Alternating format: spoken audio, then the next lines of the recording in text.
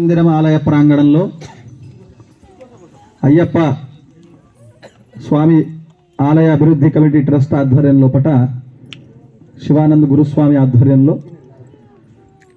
2027వ సంవత్సరం 26వ సంవత్సరము సవరణ.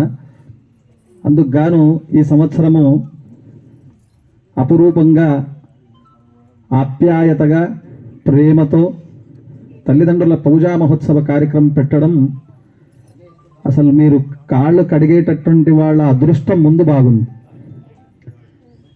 మాతృదినోత్సవము పితృదినోత్సవం అని ఏ శాస్త్రంలో లేదు. ప్రతినిత్యము మాతృదినోత్సవమే, ప్రతినిత్యము పితృదినోత్సవమే. గుర్తుపెట్టుకోండి. ఏదో మాతృదినోత్సవం ఉన్నది, మమ్మీ మాతృదినం ఏంటిది? మాతృదినము అంటూ ఉండదు, దినము అంటూ ఉండదు, ప్రతిరోజు మాతృవే.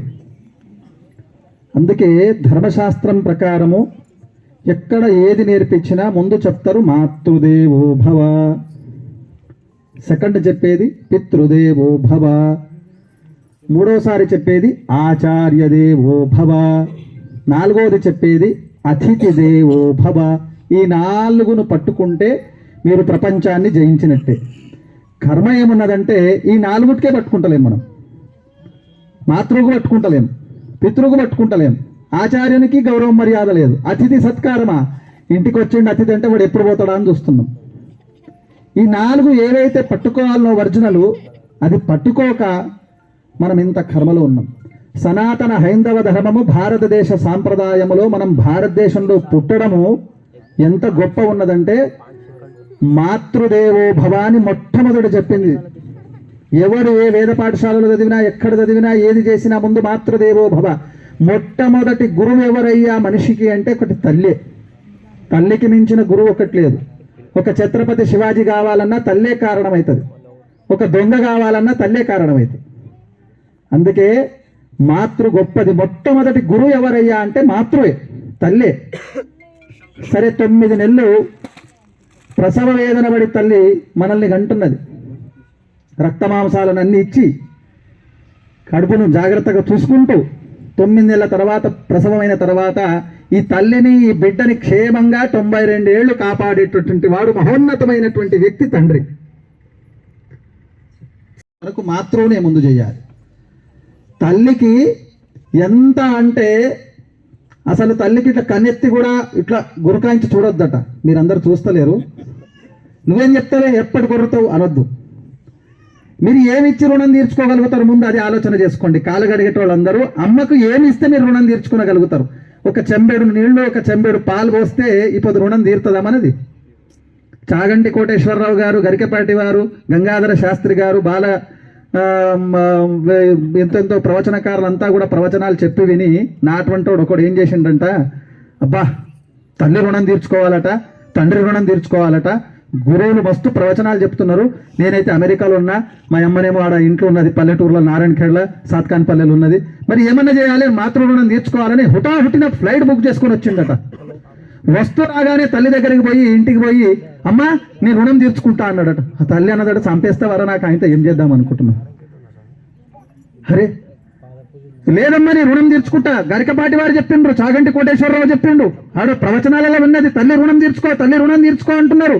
నేను రుణం తీర్చుకుంటామ్మా అనేది, నేను రుణం తీర్చుకుంటానని 30 సార్లు అంటుండట. తల్లి అంటున్నది ఏం చేస్తాడు లాస్ట్కి నాకు, ఏం లేదమ్మా తల్లిని మంచిగా చూసుకోవాలి, నీకైతే నడు హైదరాబాద్కి అమెరికాకి పోదాం, ఆడనే ఉందాం నడు అని అన్నాడట. అంటే తల్లి అన్నదట సరే బిడ్డ పోదాం రానన్నకి వచ్చిన, కానీ మా కాడే ఆడారు సుధరాయిస్తుంది, అందుకే ఇన్ని రోజులు రాలేను అని వాడు కూడా అన్ని రెడీ చేసుకుంటున్నాడు. రాత్రి పాపం తల్లి వంట చేస్తున్నది, పిల్లగాడు కొడుకు వచ్చాడు అమెరికాకి వెళ్ళి ఏమైనా తింటాడేమో అని. వానికి ఇష్టమైంది టమాటా కూరనట చేస్తున్నదట. దగ్గుతుందట పాపం. కొడుకు వచ్చి నిలబడి ఏం దగ్గుతున్నవే, ఇంతగానం దగ్గితే ఇన్ఫెక్షన్ ఫామ్ అవుతుంది, నువ్వు ఆడ దగ్గద్దు అమెరికాలో అన్నాడట. అదేం తర్వాత పాపం నేను తినిపిస్తారా ఈరోజు ఒక్కరోజు నీకు అన్నదట. ఇట్లా తినిపిస్తుంటే చేతులు వణుకుతున్నాయట. నువ్వేం మరి తినిపిస్తావు, 10 గంటలు కావాలి, ఇట్లా వణుక్కుంటే నాకేం పెడతావు, ముందు నువ్వు తిను నేర్చుకో అన్నాడట. స్పూన్తో తినాలి అన్నాడట. అది అయిపోయిన తర్వాత పాపం తల్లి పడుకుంటే దగ్గు ఎక్కువైపోయింది, పెద్ద మనిషి ఉన్నది, షుగర్ ఎక్కువైంది, మలమూత్రాలు వస్తుంటాయి, పాపం గడిగడికి పోతున్నది. ఇది అంత పద్ధతి కాదమ్మా ఇదంతా. అయినా నీకు నువ్వు అమెరికాలో ఉండే కాబిల్ లేవు, వీడు ఏం ఖర్చుండు, రుణం తీర్చుకుందాం నీకు తొలకపోదామని ఇచ్చినోడు ఏమంటున్నాడు లాస్ట్కు, ఇక ఇదంతా ఏటట్లేదే మమ్మీ నువ్వు ఉండి ఇన్ని అన్నాడు. పడుకున్నాడు. పొద్దున లేచిండు, తల్లి మంచం మీద అట్లనే శవమే పడి ఉన్నది. రుణం తీర్చుకుందాం అనుకుంటానికి ఆమెని రుణం విడి వెళ్ళిపోయింది, అంటే మరణించడం జరిగింది. చిన్నప్పుడట తల్లి సంకొల ఎత్తుకొని పిల్లగానికి చందమామరాయ జాబిలిరాయ అని అన్నం పెట్టినప్పుడు ఈ పొద్దు చేతులు అని కింద కనిపించలేదా? ఒక రెట్టను వచ్చినా కానీ, ఇప్పుడంటే మీరు అందరు సెల్ ఫోన్లో చూపించి తినిపిస్తున్నారు, అది వేరే మాట. కానీ సంకలం వేసుకొని గిన్నె ఈ చేతిలోనే పట్టుకొని ఇట్లనే భోజనం పెడుతున్నది అమ్మ. ఈ రోజు నువ్వు చేతులు వణుకుతున్నాయి అంటున్నావు. పిల్లగాడు పడుకొని పక్క తడిపితే తడిపిన చోట తల్లి పడుకుంటుంది, పొడి ఉన్న చోట పిల్లగానికి బండ పెడుతుంది. పిల్లగానికి దగ్గొస్తే రాత్రంతా బండది తల్లి. ఈరోజు నువ్వు ఇంత దగ్గుతున్నావు అని చెప్పేసి బాధపడుతున్నావు. ఏమిస్తే మీరు రుణం తీర్చుకోగలుగుతారు తల్లి? దీని ముందు గుర్తుపెట్టుకోండి. ఎన్ని చేసినా ఈ జన్మలో మాతృ రుణం పితృ రుణం తీర్చుకునేటటువంటి మహానుభావుడు ఎవడూ లేడు.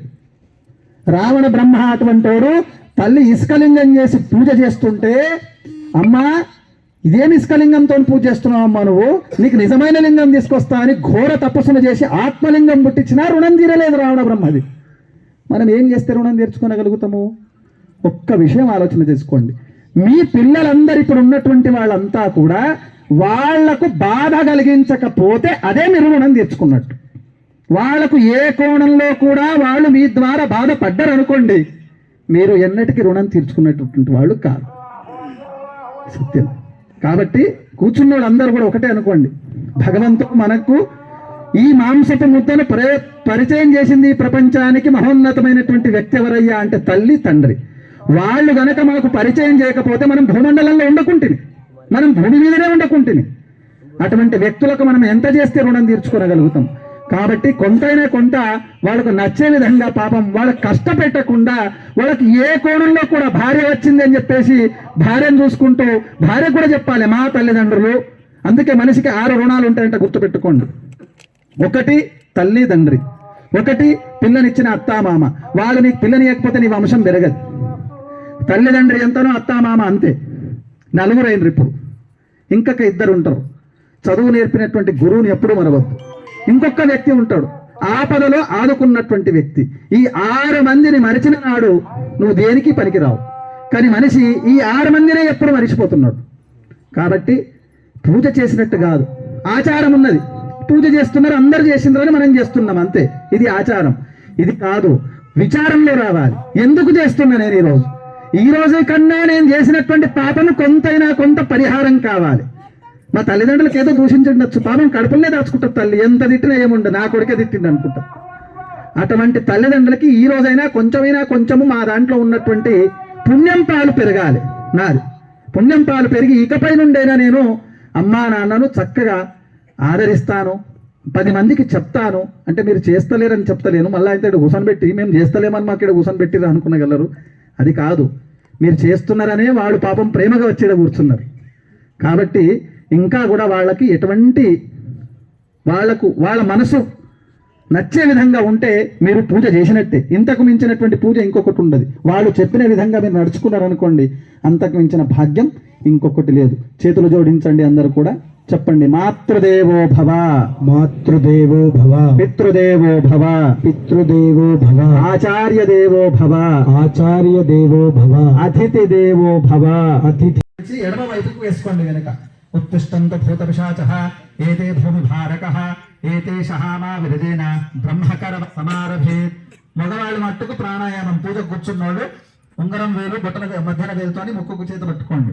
ప్రాణాయామ వినియోగః యో దేవః సవితః అస్మాకం ధియో ధర్మార్థి గోచరః. మగవాళ్ళు మట్టుకే చేయాలి. ప్రాణాయామ వినియోగః ఓం భూః ఓం భువః ఓం సువః ఓం మహః ఓం జనః ఓం తపః ఓం సత్యం ఆపో జ్యోతిరసో అమృతం బ్రహ్మ భూర్భవస్సువరోం. చేతులు జోడించండి. నమో భగవతే సర్వాణి రూపాణి విచిత్య ధీరః నామాని కృత్వా నభివదన్యధాస్తే ధాతా పురస్తాద్యాజముజాదహార శక్ర ప్రవిద్భాన్ ప్రతిశస్రతస్ర తమేవం విద్వానమృత ఇహ భవతి నాన్యః పంతా విద్యతే యనాయ ప్రజాపతిశ్చరతి గర్భే. అని నీళ్ళేంటి బిడ్డ, లేవండి నీళ్ళేంటి, అందేంటి తొందరగా.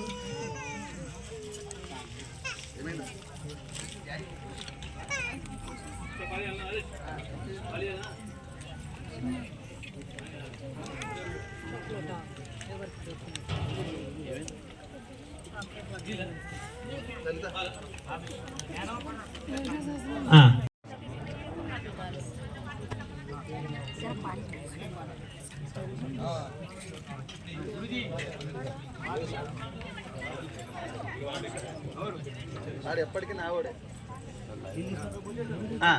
కాళ్ళు కడగండి రే, ఆ తాంబాలం తీయండి, ఖాళీ చేసి మళ్ళీ తీసుకురండి తాంబాలం. దక్షిణాయనే హిమవంత ఋతౌ పౌష్యమాసే కృష్ణపక్షే పంచమ్యాయాం స్థిరవాసరే శుభనక్షత్రే శుభయోగే శుభకరణే ఏవం గుణ విశేషణ గ్రహ విశిష్టాయాం శుభతిథౌ పరమేశ్వరముద్దిశ్య పరమేశ్వర దేవతా ప్రీత్యర్థం శ్రీమాన్ శ్రీమత్యా గోత్రస్యామి గోకండి. నిండుగా కడగండి మంచిగా. ఆపోహిష్టామయోర్భవస్న, ముందు కుడికాలు కడగండి, తర్వాత ఎడమకాలు కడగండి. ఆపోహిష్టామయోర్భవ స్నానవూర్జే దదాతనః మహేరణాయ చక్షసే యౌవశ్యవతమో రసతస్య వాజేతి హనః ఉషతీరవ మాతారః తస్మ ఆరంగమామహో యస్య కలశస్య ముఖే విష్ణు గంధము పసుపు కుంకుమ ఒక పువ్వు వేసేయండి అందులో. కలశస్య ముఖే విష్ణు కంఠే రుద్రసమాశ్రితః మూలే తత్ర స్థితో బ్రహ్మ మధ్యే మాతరోగణాశ్రిత కుక్షేతు సాగర సర్వ. చేతు మొయ్యండి, కుడి తొడ మీద పెట్టుకోండి చేతు, ఇద్దరు కూడా భార్య భర్త. కుడి తొడ అంటే రైట్ సైడ్. శుభాభ్యాం శుభే శోభనే సమస్త మంగళే ముహూర్తే శ్రీ మహావిష్ణురాజ్ఞయ కరుణాలయం నమామి భగవత్పాదం శంకరం లోకశంకరం సదాశివ సమారంభాం శంకరాచార్య మధ్యమాం అస్మదాచార్య పర్యంతం వందే గురు పరంపరాం. చేతిలో అక్షతలు పట్టుకోండి. యశ్యభో నామ రూప, ఆడవాళ్ళు కూర్చున్నటువంటి ఆడవాళ్ళు కొంగు నిండా వేసుకోండి అమ్మా భుజం మీద. యశ్యభో నామ రూపాభ్యాం యా దేవి సర్వమంగళం తయోస్సాం శరణాం పుంసం సర్వతో జయమంగళం. శుక్లాం భరధరం దేవం శశివర్ణం చతుర్భుజం ప్రసన్నవదనం ధ్యాయే సర్వవిఘ్నోపశాంతయే. అభిక్షిత్రార్థ సిద్ధ్యర్థం పూజితయో సురారపి సర్వవిఘ్నహరస్తస్మై మహాగణాధిపతయే నమః. సర్వేషారంభ కార్యేషు నాస్తి తేషామమంగళం. येषां हृदयस्थो भगवान् मङ्गलायतनं हरिः लाभस्तेषां जयस्तेषां कुतस्तेषां पराभव. येषामिन्धिवरश्यामो हृदयस्थो जनार्दन आपदामुपहर्तारं धातारं सर्वसम्पदां लोकाभिरामं श्रीरामं भूयो भूयो नमाम्यहं. सर्वमङ्गलमाङ्गल्ये शिवे सर्वार्थसाधके शरण्ये त्र्यम्बके देवी नारायणी नमोऽस्तुते. ఎడమ చేతిలో అక్షతలు వేసుకోండి. ఇద్దరు కూడా దంపతులు ఎడమ చేతిలో వేసుకోండి. నేను నమః అన్నప్పుడు రెండు గింజల అక్షతలు వాళ్ళ పాదాల మీద వేస్తూ ఉండండి. తల్లిదండ్రి పాదాల మీద రెండు గింజలు వేస్తూ ఉండండి. ఇప్పుడు అవసరం లేదు పెట్టడం, పుట్టిగా వేయండి అంతే. లక్ష్మీనారాయణాభ్యాం నమః, ఉమామహేశ్వరాభ్యాం నమః, వాణీ హిరణ్యగర్భాభ్యాం నమః, శచీ పురందరాభ్యాం నమః, అరుంధతే వశిష్టాభ్యాం నమః, సీతారామాభ్యాం నమః, ఇష్టదేవతాభ్యో నమః. మీ ఇష్టదేవుణ్ణి తలుచుకోండి. కులదేవతాభ్యో నమః, మీ కులదేవుణ్ణి తలుచుకోండి. గ్రామదేవతాభ్యో నమః, స్థానదేవతాభ్యో నమః, మాతాపితృచరణ కమలాభ్యాం నమః. అవి చరణాలు కావు. Hi, this is Swati Dikshit. Please subscribe to SKS Fly TV.